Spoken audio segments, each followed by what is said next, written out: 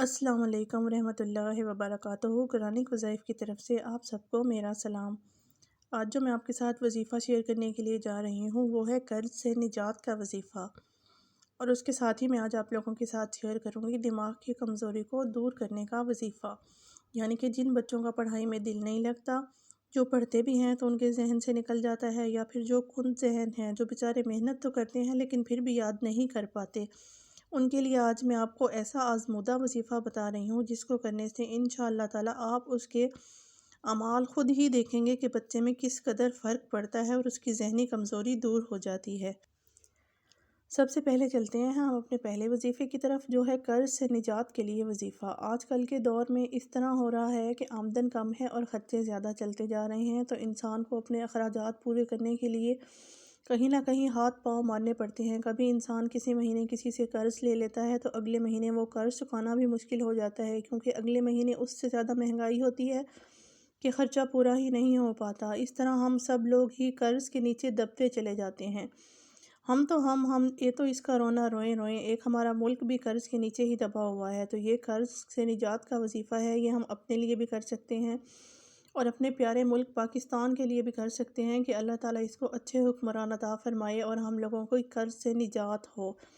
اگر آپ پر بہت زیادہ قرض ہے جو اترنے کا نام ہی نہیں لے رہا، تو آپ نے روزانہ 71 مرتبہ سورۃ الم نشرہ پڑھنے کا معمول بنا لینا ہے۔ اس عمل کو آپ دو طریقوں سے کر سکتے ہیں۔ پہلا طریقہ یہ ہے کہ اگر آپ ایک دفعہ اکٹھا ہی 71 مرتبہ یہ سورت پورے دن میں نہیں پڑھ سکتے، تو آپ تھوڑی تھوڑی کر کے پورے دن میں اور رات میں 71 مرتبہ یہ سورت پڑھ سکتے ہیں، اور اگر چاہیں تو آپ ایک ہی نشست میں بھی 71 مرتبہ سورۃ الم نشرہ پڑھ سکتے ہیں۔ ویسے ایک ہی نشست میں بھی آپ پڑھ سکتے ہیں، جب آپ کو فارغ ٹائم ملے، صبح کا ہو، دوپہر کا ہو، شام کا ہو، تو یہ اتنی بڑی سورت نہیں ہے، اور 71 مرتبہ پڑھیں گے تو کم سے کم 20 منٹ سے زیادہ نہیں لگتے اس کو پڑھنے میں۔ ایک ہی نشست میں آپ پڑھ لیں گے تو وہ زیادہ بہتر ہوگا۔ اگر ایک میں نہیں پڑھ سکتے، بچوں والے ہیں، کوئی کام ہے، تو چلتے پھرتے 25-25 مرتبہ کی ترتیب بنا لیں، اس طرح 71 مرتبہ پڑھ لیں۔ تو جب یہ وظیفہ مکمل ہو جائے تو قرض سے نجات کے لیے اللہ تعالیٰ سے دعا مانگیں، انشاءاللہ تعالیٰ بہت جلد قرض سے نجات مل جائے گی۔ اور اس عمل کو آپ نے اس وقت تک کرنا ہے جب تک قرض سے نجات نہیں مل جاتی۔ تو جناب، اس وظیفے کی ایک آسانی تو یہ بھی ہے کہ اس کو آپ نے کسی بھی وقت کر لینا ہے، یعنی کہ اس کے لیے کسی نماز کے ساتھ بھی ضروری نہیں کہ فجر، ظہر یا عصر کی نماز کے ساتھ کریں یا کسی نماز کے ساتھ مخصوص کریں، یہ آپ چلتے پھرتے بھی کر سکتے ہیں۔ یعنی کہ آپ ایک ہی نشست میں جب بھی آپ کو ٹائم ملے، باوضو ہو کر آپ نے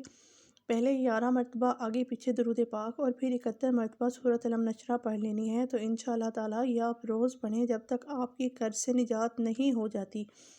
اور جو لوگ باوقت نماز پڑھتے ہیں، 5 وقت کی نماز پڑھتے ہیں، تو ان کو چاہیے کہ وہ بھی یہ معمول بنا لیں، تاکہ ہمارا یہ پیارا ملک پاکستان بھی قرض کی نجات سے جان چھڑا سکے اور کسی کے اوپر بھی کوئی قرض نہ آئے۔ یہ آنے والی نسلوں تک کے لیے مفید وظیفہ ہے، یعنی کہ آپ پڑھیں گے تو آپ کے بچوں پہ، آپ کی اولاد پہ، کسی پر بھی کبھی کوئی قرض نہیں چڑھے گا۔